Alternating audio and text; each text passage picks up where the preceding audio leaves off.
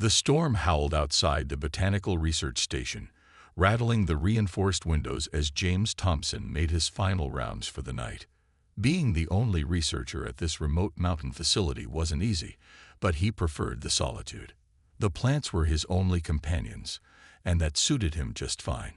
He checked the temperature controls on the rare orchid specimens one last time when a brilliant flash of purple light illuminated the entire station. The light was followed by a thunderous crash that shook the building to its foundation. James rushed to the window, expecting to see lightning damage, but what he saw made him freeze in place. About half a mile from the station, a metallic object roughly the size of a small house had carved a deep groove into the earth. Blue flames flickered around its edges, and strange symbols pulsed along its hull with a fading light. James knew he should call someone. The military, NASA, anyone. But something made him hesitate. The object was clearly in distress, with sparks shooting from what appeared to be its rear section. Without thinking too hard about the consequences, James grabbed his emergency medical kit, a flashlight, and his heavy weather coat. The rain pelted his face as he made his way toward the crash site, his boots sinking into the mud with each step.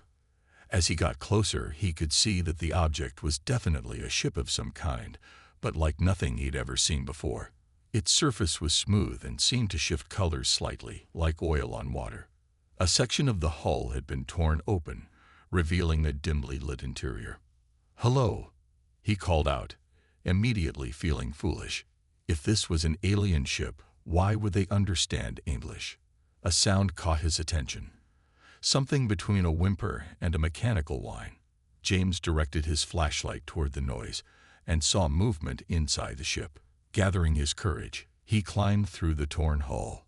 The interior was surprisingly Earth-like in its layout, with what appeared to be control panels and seats, though everything was slightly larger than human scale. The whimpering sound grew louder, and his light finally fell upon its source. Huddled in a corner was a figure that nearly took his breath away. She, and somehow he knew it was a she, was humanoid but clearly alien. Her skin was semi-transparent, with patterns of bioluminescence pulsing beneath it in rhythm with what he assumed was her heartbeat. She was tall, perhaps 7 feet, with delicate features that seemed almost crystalline. But what struck him most were her eyes, large, irisless, and a deep violet color that seemed to hold galaxies within them.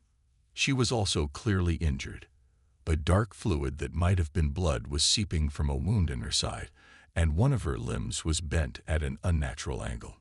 The alien woman tried to move away from his light, making a series of musical sounds that somehow conveyed fear and pain despite being unlike any language he heard before. James set his flashlight down and raised his empty hands. "It's okay," he said softly, using the same tone he used with injured animals he sometimes found near the station. "I want to help." He opened his medical kit slowly, making sure she could see his movements. The alien watched him intently, her luminescent patterns flickering rapidly. When he pulled out a roll of bandages, she seemed to understand his intent. She relaxed slightly, though her eyes never left his face. As James began treating her wounds, the storm raged on outside. Neither of them knew it yet, but this moment would change not just their lives, but the understanding of human history itself. For now, though, it was simply one being helping another on a stormy night in the mountains, proving that compassion needs no translation. The alien woman made a sound that might have been a thank you as James finished bandaging her wound. He noticed her shivering and took off his coat, offering it to her. As she accepted it, their hands briefly touched, and she jerked back as if shocked, staring at his fingers with an intensity that made him uncomfortable. But that mystery would have to wait. First, he needed to get her somewhere safe and warm.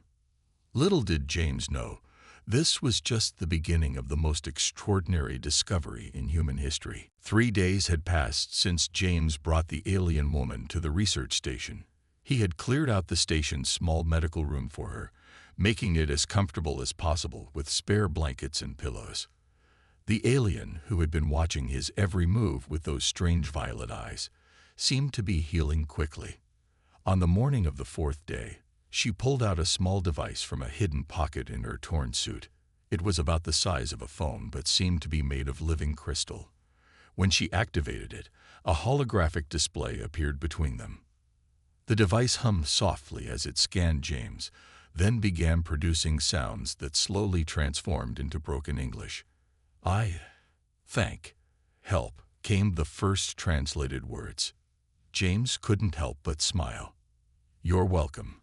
Can you tell me your name?" The alien woman made a series of musical tones that the device struggled to translate.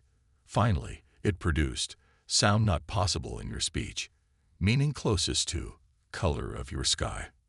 "Blue," James suggested. "Would it be okay if I called you Blue?" She nodded, the patterns under her skin pulsing gently. The translation device was learning quickly, its output becoming more coherent with each exchange. "Yes, Blue is acceptable. You are James." It wasn't a question. She must have heard him talking to himself over the past few days. He noticed her staring at his hands again, like she had been doing since their first meeting. Every time he picked something up or wrote in his journal, her eyes followed his fingers with an almost painful intensity. "Why do you keep looking at my hands?" he finally asked. Blue's patterns flickered rapidly, showing what he had learned was distress. The device translated her response. "Not yet. Cannot explain yet. Need more confirmation." She began helping around the station, seemingly eager to keep busy. Her height made some tasks awkward. She had to duck through doorways and couldn't sit comfortably in the human-sized chairs, but she was surprisingly graceful. She showed particular interest in James's botanical research, using her device to learn the names of various plants. But there were odd moments that kept catching James's attention, like how she would freeze when she saw her reflection next to his in the windows, or how she would sometimes reach out as if to touch his face, but then pull back quickly. Once, when he cut his finger on a piece of paper, she had rushed over with surprising speed, staring at the tiny drop of red blood with an expression he couldn't read. One evening, as they sat in the main lab, Blue asked, "Your people, they live all over this world?" "Yes," James replied, noticing how her patterns had shifted to a deeper, more intense glow. "About 8 billion of us." The translation device crackled with what might have been a gasp. "So many," she whispered. "All like you." "Well, we have different races and cultures, but we're all human, if that's what you mean." Blue's patterns began pulsing rapidly, and she turned away, her shoulders shaking slightly. James thought she might be crying, but before he could ask what was wrong, the station's communication system crackled to life. A series of musical tones similar to Blue's language came through the speakers. She rushed to respond, her own voice carrying notes of what sounded like relief and anxiety mixed together. When she turned back to James, her expression was troubled. "My people, they come. 3 days." She hesitated, then added, "James, I must tell you something. But not yet. When they come, you will understand." That night, as James lay in his bed, he could hear Blue moving around the station. She seemed to be collecting something, taking samples of some kind. He should have been worried, but somehow he knew she meant no harm. Still, he couldn't shake the feeling that whatever secret she was keeping would change everything. The next 3 days would prove him right in ways he could never have imagined. The day before Blue's people were due to arrive, James caught her in his private lab. She was holding a small device over a drop of blood. His blood, from the bandage he had thrown away yesterday. Her patterns were glowing with an intensity he had never seen before. "Blue," he said quietly, "what are you doing?" She spun around, the device clattering to the floor. Her normally graceful movements were jerky with panic. The translation device on her wrist sparked to life. "James, this is not." He stepped into the lab, noticing for the first time the collection of small vials on the counter. Each contained different samples: his hair, skin cells from his toothbrush, even fingernail clippings. She had been collecting pieces of him. "You've been taking samples of my DNA," he said, the realization hitting him hard. "Why? Is this some kind of invasion research?" Blue's patterns shifted to a deep, pulsing blue, a color he had learned meant extreme distress. She backed away until she hit the wall, her violet eyes wide and filling with what looked like tears, though they seemed to shimmer like starlight. "No, not invasion. Never invasion." Her translation device struggled to keep up with her rapid speech. "You don't understand. Had to be sure. Had to know." "Know what?" James demanded, though he kept his voice gentle. Despite everything, he couldn't bring himself to be angry with her. "Blue, please, just tell me the truth." She slid down the wall until she was sitting on the floor, her long limbs folding around herself. The tears were flowing freely now, creating tiny points of light where they fell on her skin. "Look," she said, picking up the device she had dropped. With trembling hands, she activated it, projecting 2 holographic DNA strands side by side. "Left is yours. Right is mine." James stared at the projections. He wasn't a geneticist, but even he could see the similarities. The structures were nearly identical, with only small variations in certain sections. "That's impossible," he whispered. "Not impossible," Blue said, her voice breaking. "We are you. We are human." The silence that followed was deafening. James sank to the floor beside her, his mind struggling to process what she was saying. "But you're different now." "Yes." She touched her translucent skin. "This changes made by them. Long ago. So long ago." Her pattern swirled with what he now recognized as grief. "They took us. Changed us. But underneath," she gestured at the DNA projections. "Underneath, we are same." James watched as she pulled up more data on her device. 50,000 Earth years, she continued. "They took us from Earth. Many thousands. Made us like this. Better for cold space. Better for work. Better slaves." Her words hit James like physical blows. Each revelation seemed to reshape his understanding of not just her, but of human history itself. "We escaped," Blue said, her pattern slowly steadying. "Fought back. Won freedom. But lost Earth. Could not find way back. Searched so long." She looked at him, really looked at him, and James finally understood why she had been so fascinated by his hands, his face, his blood. She was seeing what her people used to be, what they still were underneath their altered exterior. "Tomorrow," she said, "my people come. They must know, must see." Her patterns brightened slightly. "But James, there is more. Why we searched so long for Earth. Why we had to find you." Before she could continue, an alarm blared from her device. Her patterns shifted to what James had learned meant fear. "No," she whispered. "They come early. They are here now." Outside, the sky lit up with multiple flashes of light. But these weren't like Blue's ship. These were bigger, more ominous. Whatever Blue had been about to warn him about, it seemed they were out of time to prepare. 3 ships descended from the night sky, each one glowing with the same bioluminescent patterns that flowed beneath Blue's skin. They were elegant vessels, shaped like giant water droplets, and they landed in a triangle formation around the research station. Blue grabbed James's hand, her patterns pulsing rapidly. "Must hurry. Must explain before they come in." Her translation device worked frantically to keep up. "Your hands, your face, they are proof. We looked like you once. Exactly like you." The main door of the station chimed, indicating visitors. Blue's grip tightened. "Please, let me speak first. They must understand slowly." When James opened the door, he found himself facing 3 beings similar to Blue. They were all tall, with the same translucent skin and flowing patterns, but each had slightly different coloring. The one in front stepped forward, patterns glowing in what seemed to be recognition as they saw Blue. Then they saw James. The reaction was immediate. All 3 visitors jerked backward, their patterns flashing in chaotic bursts. They made musical sounds that the translation device struggled to interpret. Impossible. Ancient One. Original form. Blue stepped between them and James. "Listen," she said in their language, which the device translated for James. "I have proof. He is what we once were, what they took from us."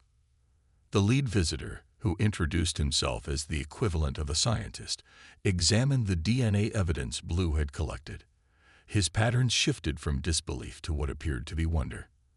"Our legends spoke truth," he said finally. "We were like them once. Solid, warm, earthborn." Blue nodded. "The changes they made to us, the transparency, the patterns, the height, all were designed for space survival. But they couldn't change our core. Our DNA remained human." The second visitor, a historian, moved closer to James, studying him with interest. "The stories say they took us from a place called Africa, 50,000 years ago. Small groups at first, then more. They wanted to see if they could improve us." "Improve?" James asked, finding his voice. The third visitor, a military commander, answered. "They were collectors. They found Earth life fascinating. Humans were their favorite specimens.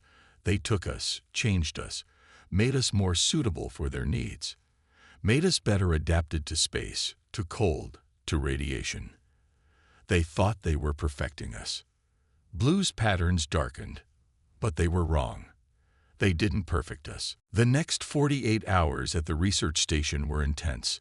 While Blue's military commander sent encrypted messages to their fleet, James worked with the others to prepare a presentation for Earth's governments. The scientist analyzed their collected data, while the historian compiled their species' long history. "The collectors," Blue explained as they worked, her patterns flowing with nervous energy. "They looked nothing like us, nothing like any Earth life." She projected an image from her device. James stepped back involuntarily. The creature displayed was massive, with a body that seemed to shift between solid and gas. Multiple limbs moved in impossible ways, and what might have been eyes dotted its form like stars in a nebula. "They believe they're artists," the historian added, his patterns showing disgust. "They see other species as clay to be molded. They've done this across thousands of worlds." The scientist brought up more images, showing various transformed species. Some were beautiful, others horrifying, but all had been changed far beyond their original forms. "Humans were their favorites," Blue said softly. "They called us their masterpiece, said our form was perfect for modification, our minds complex enough to remain useful after extensive changes." James watched as they compiled evidence of the collector's approach.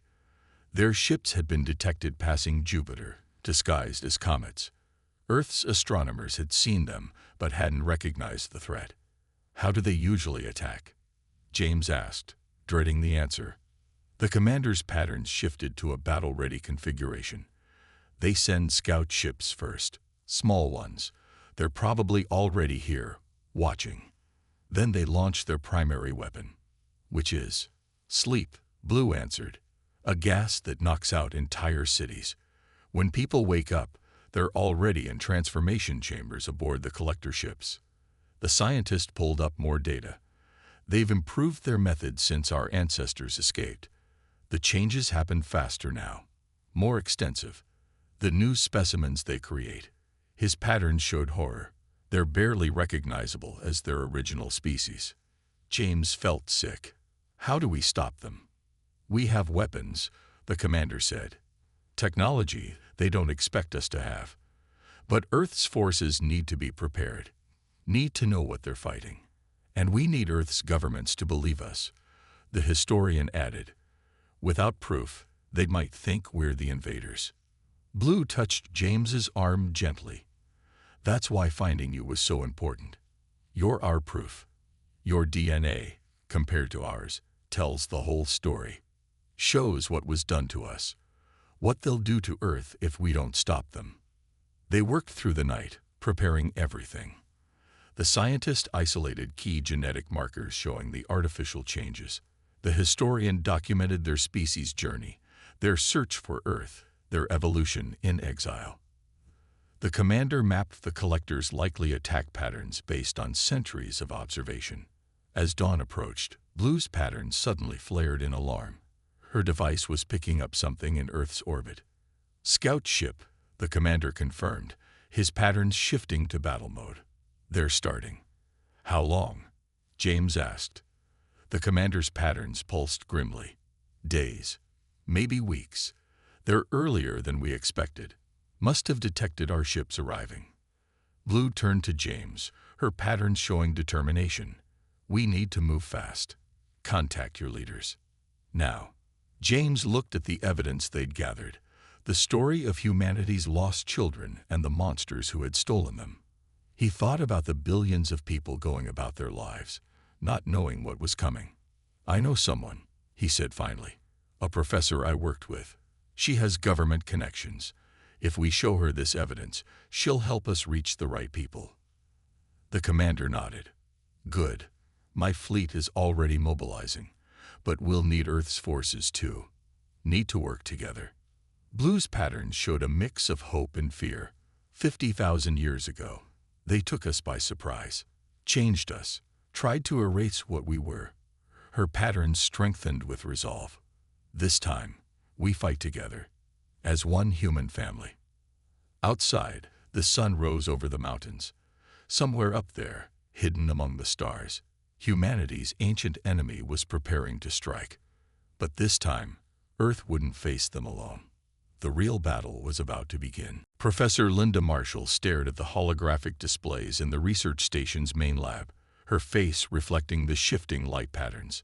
She had driven 8 hours straight after James's urgent call, and now she stood speechless before the evidence of humanity's greatest revelation.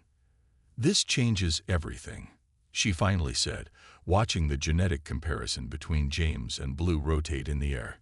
Every history book, every theory of human evolution. We don't have time for history books. The commander's translation device crackled. The collector's scout ships are already in position. More arrive each day. Linda nodded, already typing on her phone. I'm contacting my connections in the Pentagon and NATO. But we need to be careful how we present this. If we cause panic. No public announcement yet, James agreed. But Earth's military leaders need to know what's coming. Over the next 3 days, the research station became a hub of secret meetings. Military officials arrived in unmarked vehicles, their faces showing the same shock James had felt when he first learned the truth. Blue and her people shared everything they knew about the collector's tactics and weaknesses. Their ships are virtually invulnerable to conventional weapons, the commander explained, showing holographic schematics. But we discovered their one weakness. They can't maintain their phase-shifting abilities when hit with specific electromagnetic frequencies. The scientist added more technical data. We've modified our weapons to exploit this. We can share the technology, help Earth's forces adapt their existing systems. Linda coordinated with military engineers, helping them understand the alien technology. We can modify our satellite networks to detect their cloaked ships, she explained. And our missile defense systems can be upgraded with their EM frequency weapons. But it was the historian who provided the most crucial information. The collectors are overconfident. They don't expect resistance. In 50,000 years, we're the only species that ever successfully rebelled. They'll expect modern humans to be as unprepared as our ancestors were. Blue worked tirelessly, her patterns showing exhaustion but determination. She helped calibrate the new detection systems, explaining the subtle signs that revealed collector ships hiding in plain sight. There, she said one evening, pointing to a satellite feed. That distortion around that meteor, it's one of their scout ships. They're getting bolder. James watched the screens with growing concern. How many have entered the atmosphere? The commander's patterns darkened. At least 30 scout ships. They're mapping population centers, preparing for the sleep gas attack. Military forces around the world began quiet preparations, disguised as training exercises. Weapons were modified, soldiers were briefed, and defense systems were upgraded, all without the public knowing the true reason. The hardest part, Linda said during one late-night strategy session, will be the moment we have to go public. People will panic when they learn the truth. Blue's patterns showed understanding, not just about the collectors. Learning about us, about what was done to part of humanity. It will be difficult for many to accept. The commander received updates from his fleet. More ships were arriving daily, taking positions in concealed orbits around Earth. They would be the first line of defense when the collectors' main force arrived. As they worked, James noticed Blue's patterns showing increasing anxiety. "What's wrong?" he asked her privately. "The scout ships," she said. "There are too many, too bold. The collectors. I think they know we're here. They're accelerating their plans." Before James could respond, alarms blared from multiple systems. The commander rushed in, his patterns flaring with urgency. "Large-scale phase shift detected beyond lunar orbit," he announced. Multiple massive objects dropping out of faster-than-light travel. They all stared at the long-range sensors. Dozens of enormous shapes were appearing, each one larger than a city. The collector fleet had arrived weeks ahead of schedule. Earth's defenders were only partially prepared. The final battle for humanity's future was about to begin sooner than anyone had expected. The massive collector ships filled Earth's skies like artificial stars, their shapes distorting the very air around them. In the research station's command center, now a makeshift military headquarters, James watched as Blue's patterns shifted between fear and determination. "They're broadcasting," the commander announced, his translation device converting the alien transmission. "They're offering Earth's governments a choice: surrender for voluntary enhancement or face forced collection." World leaders had been briefed just hours earlier about humanity's true history and the approaching threat. Now, united by this common enemy, they gave their answer. Humanity will not surrender. Not this time. The battle began in orbit. Blue's people's ships, hidden until now, emerged from their concealment. Their vessels, piloted by the changed children of Earth, engaged the massive collector ships. The space around Earth lit up with energy weapons and electromagnetic pulses. First wave of scout ships approaching atmosphere, Linda reported from her station. "They're trying to deploy the sleep gas." But Earth was ready. The modified satellite network detected the cloaked ships. Ground-based weapons, enhanced with the new electromagnetic technology, targeted them with perfect precision. Scout ships began falling from the sky, their phase-shifting abilities disrupted. The collectors had not expected this level of resistance. Their transmission showed confusion, then anger. They had thought they were returning to harvest a helpless species. Instead, they found humanity united, both its changed and unchanged children fighting together. Blue worked at her control station, coordinating between Earth's forces and her people's fleet. "They're trying to adapt," she warned, changing their attack pattern. A massive collector ship broke through the orbital battle line, descending toward one of Earth's largest cities. But before it could release its sleep gas, something unprecedented happened. Hundreds of missiles, launched from multiple nations and enhanced with the new technology, struck it simultaneously. The massive ship's shields failed, and it fell from the sky in pieces. Direct hit. The commander's patterns flared with victory. Their primary ships are vulnerable. The battle raged for hours.